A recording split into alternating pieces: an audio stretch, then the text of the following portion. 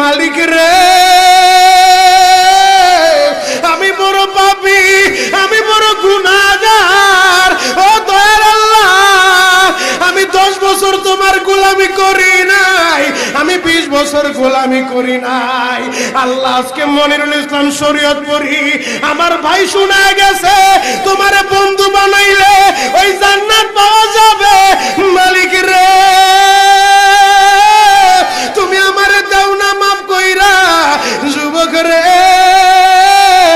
যদি কেউ আল্লাহরে বন্ধু বানাইতে পারে তার কোনো আর চিন্তা নাই, তার চিন্তার কারণ নাই গো বাবা। এ যুবক ভাইরা, দাড়ি পাকা বাবাজিরা, সবাই আমার দিকে একটা নজর তাকান। এই যে দেখেন আমি হাতের ভিতরে আহারে টিস্যু দিয়া কাফনের মতো একটা দৃশ্য বানায় ফেললাম।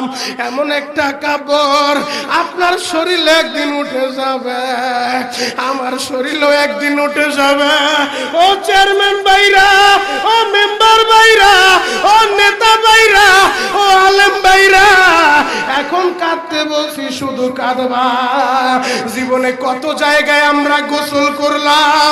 আহারে কক্সবাজার ঘুরতে যাইয়া সমুদ্রের ভিতরে গোসল করলা, কুয়াকাটায় ঘুরতে যাইয়া সমুদ্রে গোসল করলা। এই যে মাদ্রাসার পুকুরটা ভরাট করছে মসজিদের জন্য, বিশাল বড় ময়দান এখন হয়ে গেছে। এই পুকুরের ভিতরে কত মানুষ গোসল করছে, আবার পিছনে একটা বিরাট পুকুর হয়ে গেছে, ওই পুকুরে কত মানুষ গোসল করবে। ও সোনামুখীর বাবা গো, তোমার বাড়িতে নিজের টিউবওয়েলে কতদিন তুমি গোসল করছো? তোমার বাড়িতে দামি একটা গোসলখানা বানাইছো, বিদেশি ঝর্ণা লাগাইছো, ওই ঝর্ণার পানি দিয়ে তুমি আর আমি গোসল করি। এমন একটা দিন তোমারও আসবে, এমন একটা দিন আমারও আসবে। আহার ওই ঝর্ণার পানির গোসল আমার হবে না, পুকুরের পানির গোসল হবে না, আমার আপনার একটা গোসল দিবে। কেমন গোসল দিবে জানেননি?